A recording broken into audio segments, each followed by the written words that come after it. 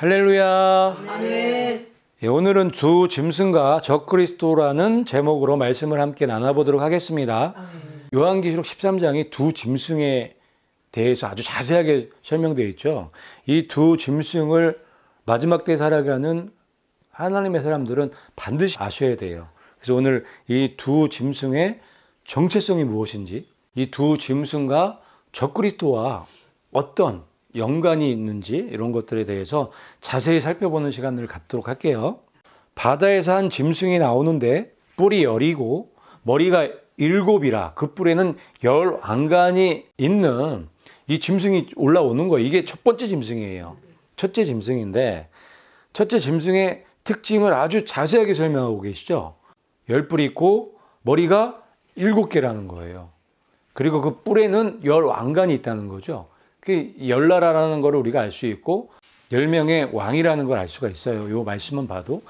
이게 첫째 짐승의 정체성이에요. 그 다음에 2절 말씀에 내가 본 짐승은 표범과 비슷하고 그 발은 곰의 발 같고 그의 입은 사자의 입 같다고 말씀하고 계세요. 13장 1절, 2절 말씀이 첫 번째 짐승의 특징이고 정체성을 말씀해 주고 계시는 거예요. 2절 말씀에 보면은 짐승이 나오고 표범이 나오고 곰이 나오고 사자가 나오는 거예요. 4마리의 짐승들이 나오는 거예요. 4마리에. 그거를 지금 말씀해 주시는 거예요. 그런데 요 짐승과 표범과 곰과 사자는 계시록에 처음 나오는 애들이 아니에요. 먼저 다니엘서에 예언되어 있는 말씀이에요. 그래서 우리가 이 요한계시록 13장 1절 2절에 첫 번째 짐승의 정체성을 알기 위해서는 다니엘서를 반드시 아셔야 돼요. 특별히 다니엘서 2장과 7장을 아셔야 되는 거예요. 다니엘서 2장에 보면은 느부갓네살 왕이 꿈을 꾸죠. 큰 신상의 꿈을 꾸는데 머리가 금으로 돼 있고 두 팔이 은으로 돼 있고 여기 배하고 이 넓적다리 있는 부분 여기가 동으로 돼 있고 다리 부분이 철로 돼 있고 발과 발가락 부분이 진흙과 쇠로 섞여 있는 그런 꿈을 꾸는데 거기 뜨인 돌이 와서 10발가락을 쳤더니 저 우상이 완전히 깨져버리는 그런 꿈을 꾸죠. 그래서 이제 이 느부갓네살 왕이 이제 다니엘에게 꿈 해몽을 듣게 되는데 머리는 바벨론, 은은 그 다음에 세워지는 나라인데 메데 바사. 그렇게 이제 이 역사적으로 제국이 바뀌는 그런 꿈을 꾼 거예요. 그래서 이 저 금머리는 바벨론이고 저 은으로 된 두 팔은 메데 페르시아를 얘기를 하는 거고 저 동으로 된 동나라는 그리스죠. 그리고 두 발, 철나라는 로마죠. 그리고 10왕국이 있을 거라는 거를 꿈으로 보여주신 거예요. 10왕국 시대에 뜨인 돌이 그 10발가락을 치니까 저 우상이 무너지는, 저 바벨론이죠. 바벨론이 무너지는 꿈을 꾼 거예요. 그래서 그렇게 해석을 해준 거예요. 저 바벨론은 저 10왕국, 10발가락, 10왕국 시대에 멸망하게 돼 있다는 거를 보여주신 거예요. 이 꿈의 핵심은 그거예요. 그러니까 역사가 여태까지 지금 이렇게 흘러왔죠. 바벨론에서 메데 페르시아, 그리스, 로마, 이제 10왕국 시대를 맞이하기 바로 지금 직전에 우리가 살아가고 있는 거예요. 다니엘서 2장에 저 바벨론이 어떻게 형성이 되고 바벨론이 어떻게 멸망할 것인가에 대해서 말씀해 주시는 꿈이에요. 저 꿈이. 그래서 저 큰 그림을 보셔야 되는 거예요. 계시록에 큰 성 바벨론이 무너졌다는 말씀이 있잖아요. 다니엘서 2장 말씀과도 연결이 되어 있는 거예요. 10왕국 시대에 뜨인 돌이 10왕국을 칠 때 그때 큰 성 바벨론이 무너지는 거예요. 계시록 말씀에 큰 성 바벨론이 저기서부터 시작되는 거예요. 저 뿌리가, 저 머리가 바벨론이잖아요. 그래서 다니엘서 2장은 너무너무 중요해요. 인류 역사에 전체적인 예언이 다 들어가 있는 꿈이기 때문에 그래요. 근데 여기서 중요한 건 맨 마지막에 10왕국 시대가 온다는 거. 10발가락의 시대가 온다는 게 가장 중요한 거예요. 왜냐하면 요한계시록 13장 1절에 보면 첫 번째 짐승이 바다에서 올라오는데 10뿔을 갖고 있죠. 연결되어 있는 거예요. 10발가락하고 이 첫 번째 짐승이 10뿔이 있는 게 연결되어 있는 거예요. 그 다음에 다니엘서 7장에 보면 이 계시록 13장 2절에 나왔던 짐승들이 4마리가 나오는 거예요. 4마리 짐승이. 첫 번째 짐승이 사자고, 두 번째 짐승이 곰이에요. 세 번째 짐승이 표범이고, 네 번째 짐승이 무서운 짐승이에요. 여기 연결해서 보세요. 이 계시록 13장 2절에 나오는 이 네 종류의 짐승이 나오는 거예요, 지금. 짐승, 이게 무서운 짐승이죠. 다니엘서 7장에 나오는 이 무서운 짐승과 같은 애예요. 표범 나오죠. 다니엘서 7장에 나오는 표범과 같은 애예요. 곰 나오죠. 다니엘서 7장의 곰과 같은 애고 사자도 같은 애인 거예요. 그래서 계시록 13장 2절에도 4마리의 짐승이 나오고 다니엘서 7장에도 4마리의 짐승이 나오는 거예요. 사자가 바벨론이고 저 곰이 메데 페르시아고 그리스가 표범이고 이 로마가 무서운 짐승이고 그 다음에 이 짐승의 10뿔이 있죠. 10뿔이 10발가락하고 같은 거예요. 다니엘서 2장 7절 말씀이 그대로 계시록 13장 1절 2절 말씀에 옮겨온 거예요. 같이 연결돼서. 그대로 그 단어들이 다 있잖아요. 계시록 13장 1절에 보면은 머리가 7이라고 돼 있죠. 왜 7인지 한번 쳐볼까요? 자, 무서운 짐승 머리가 1개죠. 표범이 4개죠. 곰이 머리가 1개죠. 사자가 머리가 1개죠. 그래서 다 더하면 7개가 되는 거예요. 그래서 7머리인 거예요. 그러니까 전체적인 바벨론의 역사를 말씀하시는 거예요. 그래서 하나님은 이 저 큰 성 바벨론을 어떻게 무너뜨리실까를 지금 다니엘서에 다니엘을 통해서 말씀하고 계시는 거예요. 저렇게 저 바벨론의 역사가 저렇게 흘러갈 거고 열왕국 시대에 비로소 무너질 것이라는 것을 말씀해 놓으신 거예요. 거기에 더 나아가서 계시록 13장에 마지막 때 그때 일어날 일들을 더 자세하게 기록해 놓으신 거예요.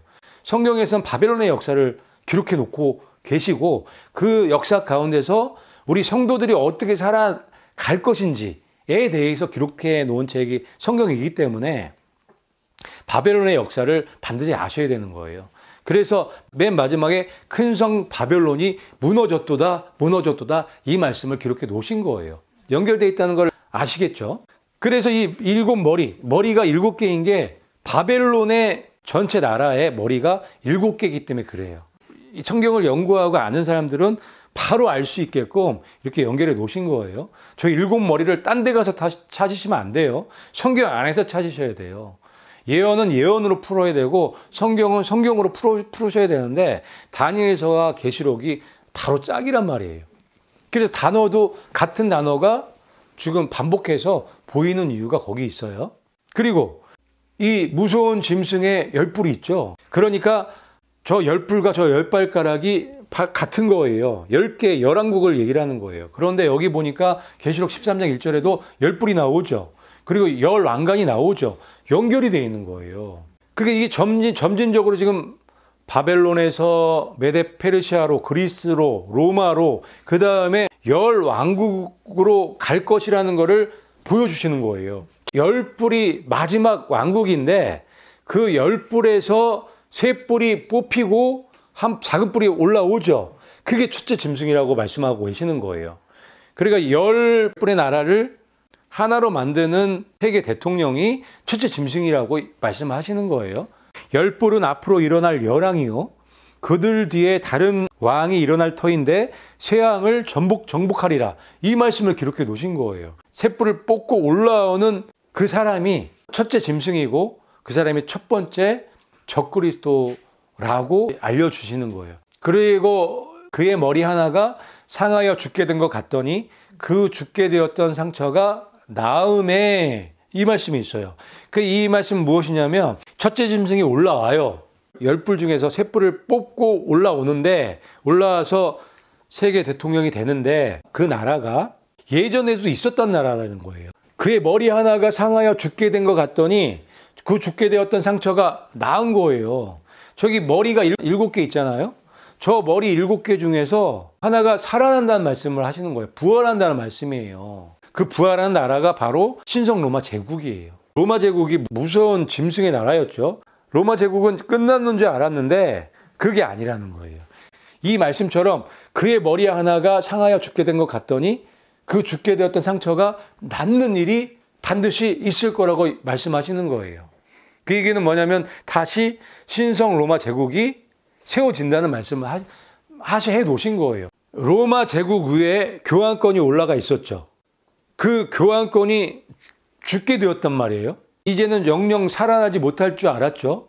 그런데 1900년도에 들어서면서 이 교환권이 다시 살아나기 시작했죠.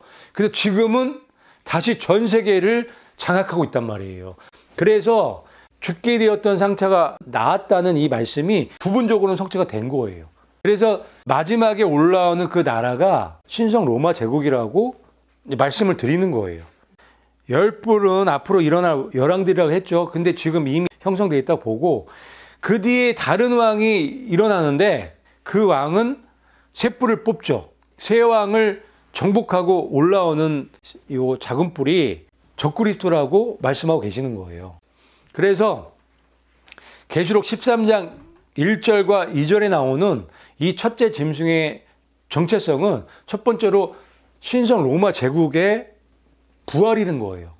그리고 10뿔 중에서 새 뿔을 뽑고 올라오는 그 작은 뿔, 그 작은 뿔이 적그리스도라는 것을 우리가 알 수가 있는 거예요. 그래서 계시록 13장 8절에 이 말씀이 있는 거예요. 이 땅에 사는 자들은 다 그 짐승에게 경배하리라는 말씀이 있는 거예요. 그 다음에 또 다른 짐승이 땅에서 올라오니 어린 양같이 두 뿔이 있고 용처럼 말을 하더라. 이 말씀이 있는 거예요. 또 다른 짐승, 또 다른 적그리스도가 땅에서 올라오는 거예요. 여기에 두 번째 적그리스도의 특징을 자세하게 알 수 있는 단어가 있는데 어린 양같이 두 뿔이 있다는 거예요. 어린 양이라는 단어에서 두 번째 적그리스도, 두 번째 짐승의 정체성을 확실하게 알 수가 있어요. 어린 양은 예수님이죠. 그럼 어린 양하고 닮아 있는 짐승 누굴까요? 어떤 단체일까요? 종교단체인데 어린 양, 예수님과 연결된 종교단체가 어디예요? 기독교겠죠. 기독교가 천주교와 개신교가 있단 말이에요. 그래서 두 뿔이라고 이렇게 기록해 놓으셨다고 봐요. 그래서 어쨌든 이 어린 양같이 두 뿔이 있다는 거예요. 그런데 용처럼 말하는 거죠. 그래서 이 그림을 넣어놓은 거예요. 양의 탈을 쓴 늑대가 아니라 용이죠. 그러니까 기독교는 기독교인데 예수님의 말씀을 해야 되잖아요. 기독교는. 그런데 사탄의 말을 하고 있는 거예요. 그래서 두 번째 짐승의 정체성은 기독교와 연결되어 있고 사탄의 말을 한다는 거예요. 교회는 교회인데 용의 교회인 거예요. 용한테 넘어간 교회. 그게 두 번째 짐승의 정체성인 거예요. 그런데 여기 어린 양같이 두 뿔이 있다고 하는 이 말씀에 이 두 뿔이 천주교와 개신교 요 두 개의 기독교 단체라고 볼 수도 있는데 이번에 이제 연구하면서 요 사진을 조금 보게 됐어요. 교황이 쓴 모자. 주교 이상이 되면 저 모자를 다 써요. 그런데 뿔이 몇 개예요? 뿔이 2개 있죠. 그래서 이게 두 뿔 모자래요. 이 두 번째 짐승의 정체를 알려주시기 위해서 이 말씀도 이렇게 기록해 놓으셨을 수도 있겠다. 그렇게 좀 생각이 들었어요. 그런데 이 모자는 뿔처럼 되어 있지만 요거는 물고기 입 모양이에요. 그래서 이게 다곤 제사장들이 입는 모자예요, 저게. 다곤이라고 물고기 신이 있어요. 그것도 이제 태양신의 일종인데 태양이 서쪽으로 넘어가면 바다로 들어가죠. 그래서 저 고기로 변한다는 거예요. 그게 다곤 신이에요. 그럼 아침 되면 다시 올라오죠, 태양이. 그러니까 다곤이랑 태양이랑 같은 애인 거예요. 같은 태양신인 거예요. 그래서 저 다곤신의 제사장들은 물고기 모양의 모자를 쓰는 거예요. 그런데 저게 두 뿔이죠. 두 뿔하고도 연결이 돼 있단 말이에요. 그래서 이 어린 양같이 두 뿔이 있다는 게 이 모자를 설명해 주시려고 그러지 않았을까? 뭐 그냥 그거는 제 생각이에요. 요한계시록 17장에 보면은 그 여자는 자줏빛과 붉은색 옷을 입고 있다고 설명해 놓으셨죠. 이 두 번째 짐승의 정체성을 알려주시기 위해서 이런 힌트를 주시는 거예요. 금잔을 손에 들었다는 말씀을 기록해 놓으셨죠. 저렇게 자줏빛과 붉은빛 옷을 입고 금잔을 손에 저렇게 많이 들고 있는 곳은 교환권뿐이 없거든요. 그리고 금과 보석과 진주로 꾸미고 있다고 말씀하고 계시죠. 어린 양 같은데 금과 보석과 진주로 꾸민 곳은 교환권뿐이 없죠. 카톨릭뿐이 없어요. 그래서 우리는 두 번째 짐승의 정체와 저 음료의 정체를 너무 쉽게 알 수 있는 거예요. 그리고 용처럼 말을 하는 곳이라는 거예요. 그 증거가 있어야 되는데 교환권에는 너무 많죠. 이 카톨릭에는 너무 많아요. 신성 모독하는 말을 너무너무 많이 했어요. 교황들이. 그 중에 한 두 가지만 보여드리면 줄리어스 2세가 이런 얘기를 했어요. 교황은 세상에 있는 또 하나의 하나님이다. 이게 용처럼 말을 하는 거예요. 교황은 세상에 있는 또 하나의 하나님이래요. 미쳤죠? 제정신이 아니에요. 용처럼 말을 한다는 이 말씀하고 바로 연결되어 있는 거예요. 또 뭐라고 했냐면 비오 10세가 자기가 길이고 진리고 생명이라고 얘기한 거예요. 기가 막힐 노릇이죠. 이게 바로 용처럼 말을 하는 집단이라고 기록해 놓으신 거예요. 그래서 우리가 조금만 이게 조사해 보면은 저 카톨릭이 저 교황권이 두 번째 짐승, 땅에서 올라오는 두 번째 짐승이라는 거를 금방 알 수가 있어요. 그래서 계시록 13장 11절에 땅에서 올라오는 짐승의 정체성을 요 한 절만 봐도 우리가 어떤 단체인지 알 수가 있는 거예요. 그런데 더 많이 기록해 놓으셨죠. 저 정체를 자세히 알 수 있게끔. 왜냐하면 그만큼 중요한 단체이기 때문에 그래요. 14절에 이적을 행함으로 땅에 거하는 자들을 미혹하는 자라고 말씀하고 계세요. 저 이적하고 미혹은요, 종교하고 연결되어 있는 거예요. 계시록 19장 20절에 이 짐승과 거짓 선지자가 잡히는데 짐승이 잡히고 그 앞에서 표적을 행하던 거짓 선지자도 함께 잡혔으니 기록되어 있는 거예요. 이 짐승은 첫 번째 짐승이라는 걸 알 수 있죠. 그리고 그 앞에서 표적을 행하던 짐승이 두 번째 짐승이에요. 19장 20절에는 뭐라고 설명해 놨냐면 거짓 선지자라고 설명해 놓은 거예요. 그러면 종교 집단이라는 걸 알 수가 있죠. 이 말씀을 보면. 그러면 종교 집단 중에서도 어린 양과 같은 두 뿔이 있기 때문에 기독교 집단이라는 걸 알 수 있죠. 기독교 단체라는 걸 알 수 있죠. 그 기독교 단체 중에서 저렇게 할 수 있는 단체는 지금 보셨지만 교황권뿐이 없는 거예요. 그래서 두 번째 짐승은 교황권일 수밖에 없어요. 그리고 연결해서 이 말씀을 하세요. 이는 짐승의 표를 받고 그의 우상에게 경배하던 자들을 표적으로 미혹하던 자라고 말씀하시는 거예요. 여기 14절에 이 이적과 미혹, 20절에 표적과 미혹 같은 단어죠. 저 표적과 미혹으로 짐승의 표를 받게 했다고 기록해 놓으신 거예요. 여러 군데에서 설명해 놓으셨죠. 왜? 그만큼 중요하기 때문에. 교황권의 정체를 알아야 되기 때문에. 교황권의 정체만 알아도 우리가 무엇을 해야 될지 답이 나오거든요. 그래서 여기 보니까 짐승의 표도 이 두 번째 짐승이 받게 한 거죠. 그리고 13장에 나와 있죠. 짐승의 표를 받게 하고 짐승의 우상을 세우고 짐승의 우상에게 경배하게 하고 이게 다 종교 단체에서 하는 일들이란 말이에요. 표, 경배, 미혹, 표적 뭐 이런 단어들이 다 종교 집단에서 하는 거예요.